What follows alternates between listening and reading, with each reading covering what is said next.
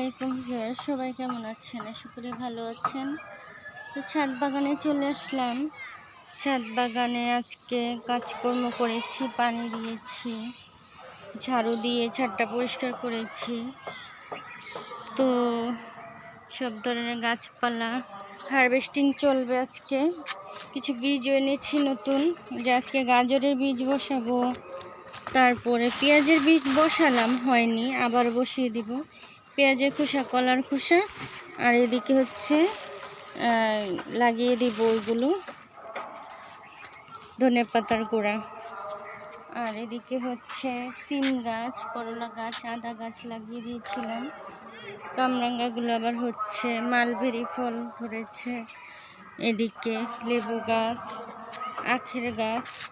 এই শসা এবার অনেক বীজ বসিয়েছি, হয় না, তা আবারও গাছ এনে লাগিয়েছি, দেখা যাক হয় কিনা। এদিকে কচু শাক, আলু শাক, তারপরে কুমড়া শাক, লাউ শাক, এই যে বরবটি সিমের গাছ, তারপরে কি সুন্দর লাউ ফুল ফুটে আছে, কচু শাক, এই যে সুন্দর মরিচ ধরে আছে গাছে, এটা কালার।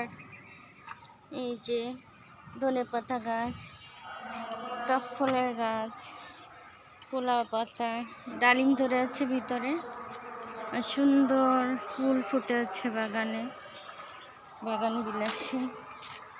এদিকে চারাগুলো বড় হচ্ছে। করলা, সুন্দর করলা হয়ে আছে, করলা হারভেস্ট করে নিব আজকে। তো এই যে লেবু ধরেছে, ছোট ছোট ধরেছে আরো। তারপরে এদিকে আরো লেবু আছে।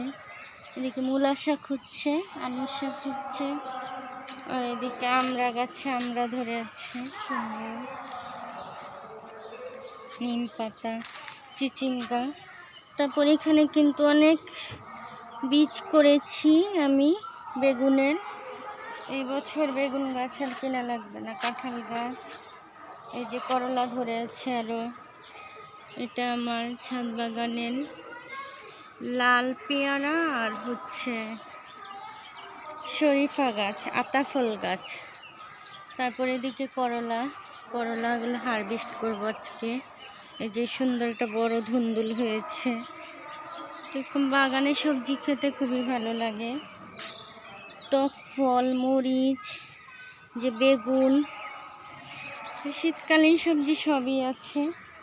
আর এদিকে তো বরবটি সিম হারভেস্ট করব। বীজ রাখলেও পারবো, আগেও রেখেছিলাম, পরে সেটা হয়নি কেন জানি বীজগুলো, বৃষ্টির কারণে হয়তো। এদিকে পেঁপে গাছে পেঁপে,